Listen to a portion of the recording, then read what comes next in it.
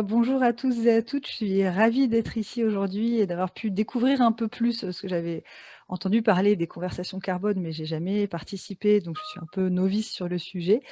Par contre, moi, j'ai une expertise sur la question de l'accompagnement des changements de comportement, puisque j'ai un doctorat en psychologie sociale et donc j'exerce, en tant que psychosociologue indépendante sur des projets qui ont à chaque fois cette double approche, recherche et action. Donc comment mieux comprendre les comportements pour mieux accompagner les changements et de tout ce que j'ai entendu, je me suis dit: «Waouh, en fait, ils ont tout compris, conversation carbone, il y a tous les ingrédients».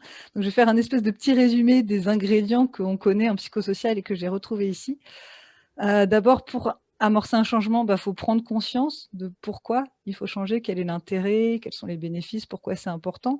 Donc il y avait cette idée, de parler à la tête en donnant des chiffres, des informations et cetera. Mais après, il y avait aussi l'idée de, finalement, une fois que j'ai compris pourquoi, comment je fais? Donc concrètement, qu'est-ce que moi je peux faire à mon échelle? Et ça, vous l'avez dit aussi, l'importance que ce soit concret, local, territorialisé pour savoir, voilà, moi, à l'échelle de ma ville, qu'est-ce que je peux faire? La troisième étape, c'est je m'engage dans l'action. Une fois que j'ai compris les enjeux, que j'ai compris ma part de responsabilité, qu'est-ce que je peux faire? Comment je m'engage moi?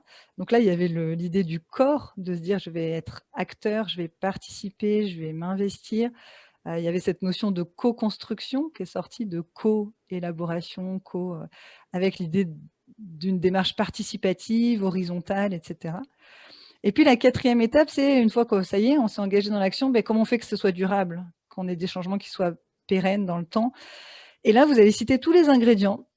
On retrouve les émotions positives. Pour que ce soit durable, il faut que j'en retire du plaisir, de la satisfaction, de la fierté, de l'optimisme. Il y a les motivations qu'on appelle internes. C'est, je le fais parce que, et ça vous avez beaucoup insisté dessus, je le fais parce que c'est en accord avec mes valeurs. Ça me permet de me sentir alignée. Ça donne du sens à ce que je fais. C'est important parce que voilà, ça fait partie de mes préoccupations. Donc voilà, tous ces éléments-là, ça va permettre d'intérioriser le changement en fait.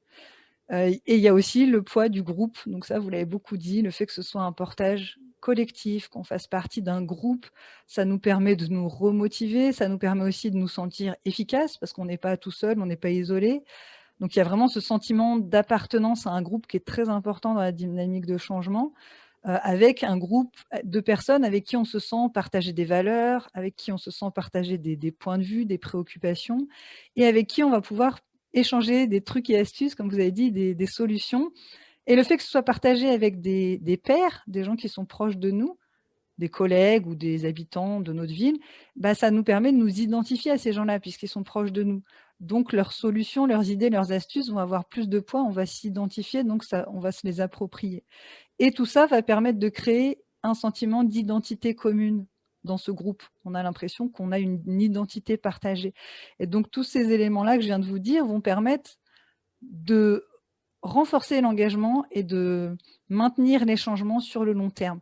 Ça va faire que finalement on passe d'un changement individuel à un changement collectif et surtout on le maintient sur le long terme parce qu'on en retire des éléments, positifs dans notre vie et parce que ça nous permet aussi d'agir de façon cohérente entre, qui on est. Vous en avez parlé avec les témoignages sur l'entreprise.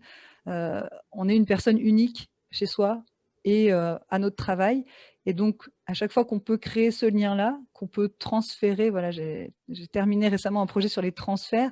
C'est comment on fait pour transférer des pratiques environnementales entre son domicile et son travail et justement, en participant à ce type d'atelier au travail, ça nous permet de venir aussi agir de façon, cohérente avec nos valeurs à notre travail, comme on pourrait le faire à notre domicile.